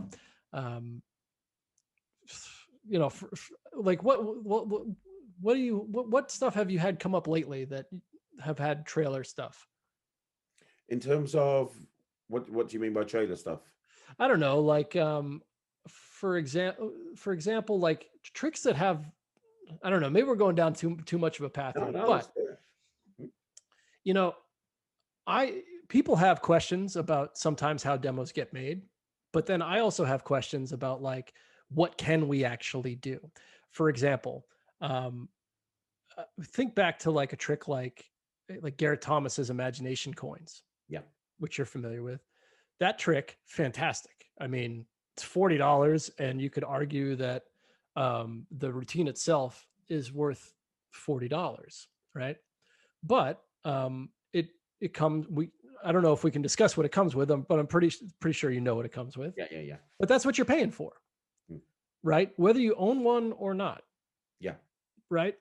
So when does it become okay to tell the people on the video exactly, maybe this is gaff specific right now, but when does it become okay to be completely transparent about what's going on with a trick like that. Do you know what I mean? Yeah, I understand what you mean. From when we're reviewing products on the review show, we don't go completely into specifics with it. We'll say, hey, there's this gimmick, this gimmick does this, this couldn't be achieved without this gimmick. But we don't specifically talk about what gimmick it is. We try to keep it very vague. And where my brain's been going lately is just that, like, if I wanted to find out what it is, I can at this point, because there's just plenty of places on YouTube that will tell me. Magic Cafe and just, Sure, yeah. As soon as the thread goes on the Magic Cafe, you're going to have a million people telling you exactly what it comes from. Yeah, and but like 5 years ago, the cafe was still doing that, but at least the cafe's reach is not like as widespread as some of these review shows are now, that are like yourself. And this is what I'm like, man, this is really great. Or like Brent Braun, who's been doing some great like unboxing videos and things, and just being really open about it. And it's just like, I always want to tell people exactly what's going on, but there's still some lines, and I just don't know when they get broken down and what they are. It's like I almost want to write the book on it. It's such a niche, stupid thing, but I did a video on this just recently, which was, is exposure a bad thing?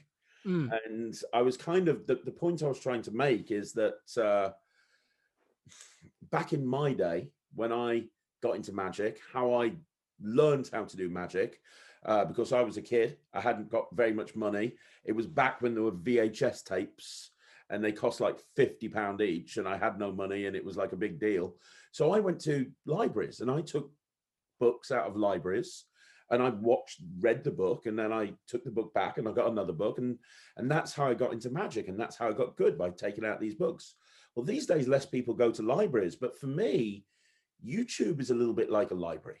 Well, it is like a library. If I don't know how to do something, I know I can go on YouTube and I can type it in, and I'm going to have a billion videos about how to do it. So some of the tutorials on YouTube, I don't necessarily have a problem with. I have a problem if it's blatant exposure, like the Justin Flom stuff that's been happening recently. That stuff. Blatant exposure, because it's not somebody looking for a magical secret. It's somebody that's watching a prank video and they're getting a magical secret. I also don't agree with anybody exposing a marketed trick. Like, if, hey, this is how you can make Misprint 2.0. No. But if it's somebody there teaching, hey, this is how to do 5 easy tricks with a pack of cards, as long as they're not an idiot, and that's the problem with YouTube, you get some 15-year-old spotty kid in their bedroom that's like, hey, let me show you how to do this, and you just, I think that's a problem, because I learned from, you talked about the Mount Rushmore of magic. I learned from Jay Sankey, I learned from Daryl, I learned from Michael Amar. That made me the magician that I am today, by learning from the best magicians out there. And I don't think you can get that experience from learning from somebody who's not very good. But I don't necessarily have a problem with YouTube videos. I don't do them on this channel. I don't do tutorials at all. But I think that people need to get into magic somehow. And I think that sometimes we close the doors shut, we barricade it shut, and we don't let anyone through. And I think if somebody's searching for secrets and they're investing in time and energy because they want to learn about magic, well, surely that's a good thing. Surely we should be welcoming to these people. Do you know what I mean? Yeah, I know what you mean. There was a trick that came out. I didn't have any part in producing it, but it was a Rick Lax trick called The Card That Matters. And are you familiar with it? It's okay. I just reviewed it. Yeah. Oh yeah. What did you think of it? It was pretty good. It was a way of condensing brainwave down into, like a colossal killer, right? Yeah, it was clever thinking. The demo for that, it shows Rick getting like a direct hit on that, right? So, and the ad copy is very much like, you name a card and it's going to be the one card in the poker hand that's reversed. I mean, essentially that is the effect. But, And I think, you know, this, so what's the, there's another trick out at the moment that is kind of suffering from the same thing, uh, where we're talking about multiple outs, really, and designing demos that are being informative, but yet not completely wrecking the secret of the trick, right?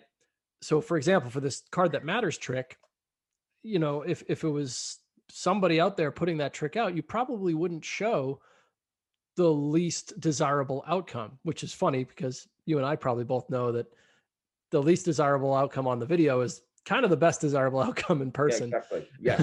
Funny enough. But um you can't, if you go on YouTube, you can see people perform the trick. You know, they're not revealing it, but you can see like the full thing, right? So it's funny because people will like call for the full performance to be done in a demo, but yet if we were to show that full demo like that, it would not do as well. You know, it wouldn't end Joel up on as many Dickinson, who people I on know radar. you guys know because he did Bound, didn't he? But Joel Dickinson Yep, released yep, yep. he brought out that, I don't know, he didn't bring it out through Penguin, but he brought out that thing called Instacam, which is like any card at any number with a blank deck. It's very, Hmm. very, very, very, very clever. And it's the only card in the deck that's printed and so on and so forth. Yeah, that sounds And good. it's very good. It's very good. I remember viewing it and giving it a really high mark. And I purposefully didn't show Ryland how it was done beforehand so I could perform it on camera. And I said to him, look, this is I performed it on camera live. He'd never seen it before. This is the trick, blah, blah, blah, blah, blah, name a card. I did the thing and it was the best outcome. There are some outcomes that aren't as good as the outcome I got. And I got ripped into on the channel. People are like, oh, you just staged that to give the best possible outcome. And I'm like, no, I actually didn't. That's genuinely Yeah. what happened because I made a point of not actually showing Ryland before the show. And people were like, oh, you're trying to hide the method. I'm like, no, I'm not. Yeah. You're damned if you do and you're damned if you don't in that situation. Yeah. There's certain genre, there's certain things in creating demos, certain plots and tricks that like just don't jive well with people watching it because it sounds incredible. You know, you make a grand claim and then like it uses method that they already know. And again, if we show that method, you can just kind of do the trick from watching the demo. So it's interesting. I'm always got my eye on it, and I love talking about that stuff because I agree. It's it's why I have it's to make the videos. So it's why I didn't feel. I reviewed on the channel a couple of weeks ago, Thought Master by Patrick Redford. I don't know if you mhm. know it. It's a way of doing a trick that ultimately stacks your deck during the course of the trick.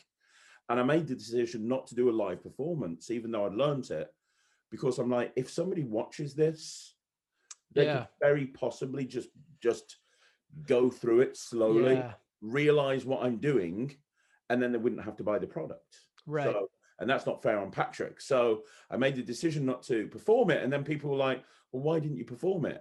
Well, because I don't want sales taken away from a creator. Right. Yeah, I'm in my brain right now. If I had a trick that I made that was like a multiple out or used an expensive wholesale gimmick that I would need to include in my set, and it might already be something that somebody owns, I probably wouldn't release it because it's those to me those are the real landmines right now. Whenever there's like a big discussion about like, oh, so and so lied in this trailer or whatever, it usually boils down to just a couple different plots in Magic. And yeah, I'm trying to find the way through them. And the way through is like lower wholesale prices on some of the like the classic gaffs, or we just got to start being more open about some of the ways things work. And to your point earlier, you know, some things just probably shouldn't get released. Yeah, I mean, I just recently, a couple of days ago, looked at I don't know if you know it, a pre mental diction by Chris Dugdale. Don't know that one. No. It's literally just come out. It's somewhere around here, and it says in the ad copy, uses a gimmick. You'll need to have a gimmick. You'll need to supply a gimmick that every magician will have, or Mm-hmm. most mentalists will have. Um, And so I bought it because I buy everything I review. That way I can be honest. And I was like, I haven't got this gimmick. And I can tell you You have 100 everything. people that haven't got this gimmick. And I know the gimmick's going to cost me about 50 quid. I'm like, Sure. yeah. Sure. So I've had to now go and buy gimmicks specifically to do this trick so I can review it, which Yeah. And that's the, like, well, I guess so. Like Monarch was a trick that came out. Now, it has nothing to do with me. I actually bought that trick because I thought it looked beautiful. And his hand, are you familiar with the trick?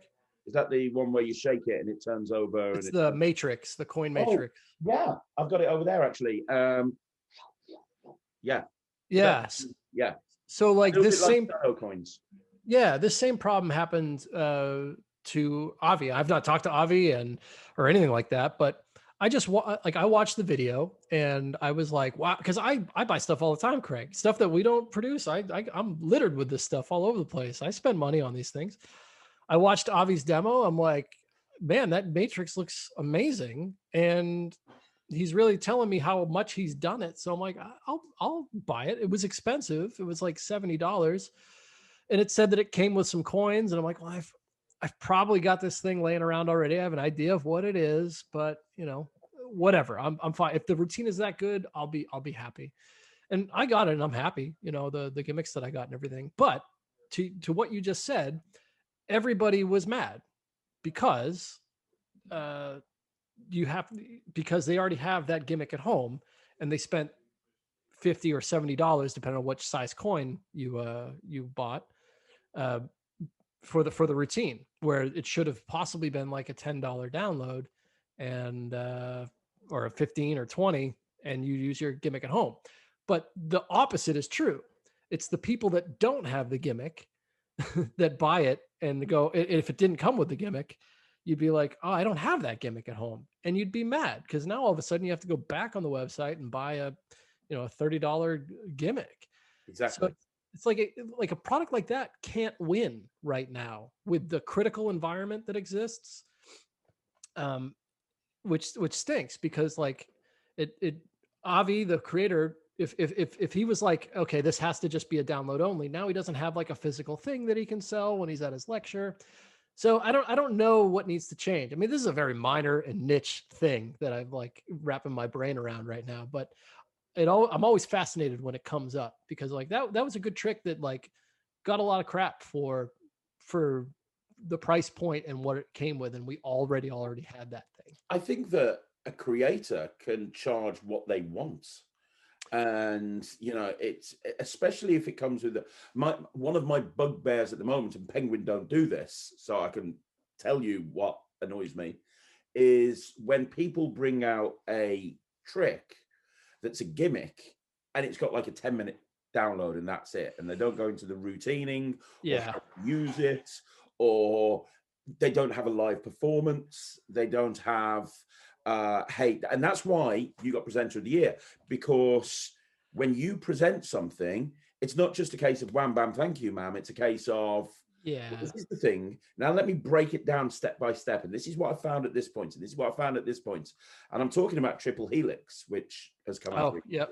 Okay. And my issue with it was it's very angly, you need incredible audience management to pull it off, and there's various other problems as well, but those are the two main issues, which could have been solved if the person who did the download actually went into depth about this is what you need to do at this point, this is what you need to do at this point.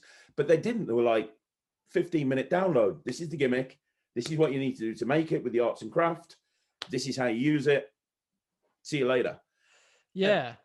And that's an issue for me, because it's like, I think you need to, if you haven't just created this trick to sell, you've done it. I've seen videos of you doing it. So why is there not a live performance video included? And why aren't you giving more information than just the bog basics? Yeah, it's tough. I guess, and I think I told you before, if I'm any good at what I do, it's because I watch Dan teach. And then, of course, all the stuff that I was brought up on was Michael Amar, Bill Malone, which are all expert tuition, Daryl, all that stuff. Maybe it has something to do with learning tricks on YouTube, right? Like I don't think it's their intention to make a bad instructional video, right? So it just could be like they just don't really know any better because they've never watched a good instructional video. But maybe that'll all change because of the work that you're doing, and hopefully more people. To go back to your question, I think that the perfect example is Scott Alexander. He Yeah, charges a fortune. yeah, I remember buying Wishes and spending £1,500 on it. I yeah, remember buying Message in a Bottle and spending £2,000 on it. I've sunk like so much money into Scott's routines. hmm Uh, and you could, like, perfect example is Superfly. I don't know if you know Superfly. He's yeah. No super. Yeah, I'm like, that was 400 quid, yeah, $400. And what is it in reality? yeah. Stick in a handkerchief. But you Yep. know what? I have made a fortune from doing that trick hmm all over. It was, Yep. it's probably not going to be for a while now, but Yeah, sure. with how close you're going to get to people. But for a long time, it was the mainstay of my stage act. So it's got a big feature piece in my show reel, and that's basically, he's selling $10 worth of stuff and charging a lot of money, but I was more than happy. So, I think that creators can charge what they want, and as long as there's a routine there, and you know that with Scott Alexander, it's going to be a well thought out, well worked routine and not a brain fart. It's going to be something that, Yeah.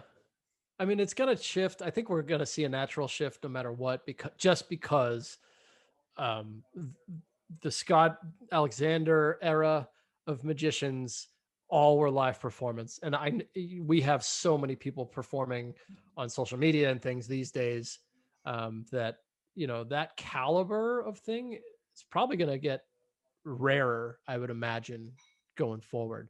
It's so easy to publish stuff now, so which is why you see so many things out. And I think, unfortunately, it might not go that way, as much as I'd like it to. But who knows? Maybe we do get that like roaring 20s era entertainment thing coming up here, where nobody will have nobody will have a night off when it comes to doing magic shows in 2024, 5, 6, 7, 8, I'm because a, of I'm a, everything. I'm a fairly positive guy, and I like to believe that people are starved of live entertainment. I think there's only so much Yeah. that people can take virtually. I think that and I'm leading the way in the UK when it comes to virtual shows. I really am. I think my company did like 300 today. So we're doing a lot of virtual stuff, but the second that we get a chance to go and do live, we're going to do it. And I think that people want to see it. I think that people want to see, we're a social, we're a social group. People want to be together. And so I just think at some point where it's all going to get back to it, not a new normal, but Yeah.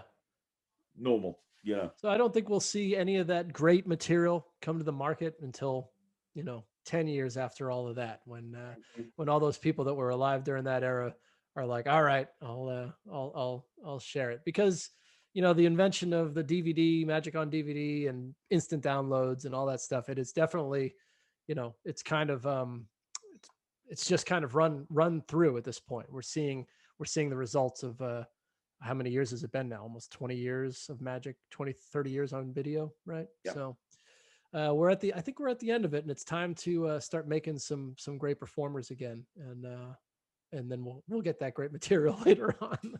Absolutely. Absolutely. You know what? If you and Penguin have got anything to do with it, I know that the quality of products that are going to be coming out are going to continue to be Oh high. yeah, we got good stuff coming out. Yep, for sure. I know it will. And like I said, Nick, thank you so much for finding the time to come on the show. And more importantly, thank you for everything that you're doing with Penguin, with you and Dan and Eric and Sean and everyone else that's there. Tim and everybody, thank you so much, because you guys are doing an amazing job. Like I say on the review show, you're hitting out the park every single week. So seriously. Oh, well, we got a high bar to keep hitting, so we're going to keep trying, Craig. It's an absolute pleasure to be here. Thank you for having me. No problem, man. And yeah, guys, let me know in the comments down below what you think. Make sure you go and subscribe to the Penguin Magic YouTube channel. They have some amazing stuff out. You want to go and check out their YouTube channel. It's brilliant. have a look at some of the stuff that Eric and Nick are doing. It's just awesome. If you like my content, they're putting out very similar stuff to me, where you guys are helping, and it's not just about selling a trick, but it's about advice, practical advice from people who really know what they're talking about. So go check out the Penguin YouTube channel. Even if you don't shop with Penguin, go subscribe to their channel. Yeah, absolutely. We do that show on Sunday nights called Cool Box Live. It's a live show with me and Eric. So if you ever want to come on, ask us a question, we love to take those.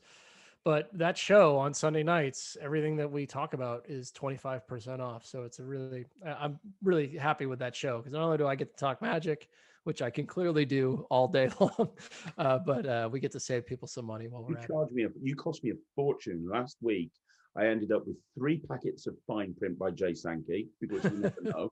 I ended up with 2 sudden decks by David Regal. $15. That's all. Yeah, that's a steal. Ridiculously cheap. It's insane. Yeah. So that's what I get glad about. I mean, I work for a company. I wanted to make money, but I know enough people that need a sudden deck for $15. So I'm always like, dude, you gotta get on here. There's only $15. It's great. Yeah, that's why I have weekly orders going in with Penguin. I'm like, I'm not going to order anything. And then I make the mistake of tuning into your show, and I end up buying a load of stuff. But it's awesome. Glad we can help. No problem, man. So thank you so much. Go subscribe to the Penguin Magic YouTube channel, and I will be back tomorrow with probably a review show or something. So I'll see you then. Thanks very much. Take care. Bye, everyone.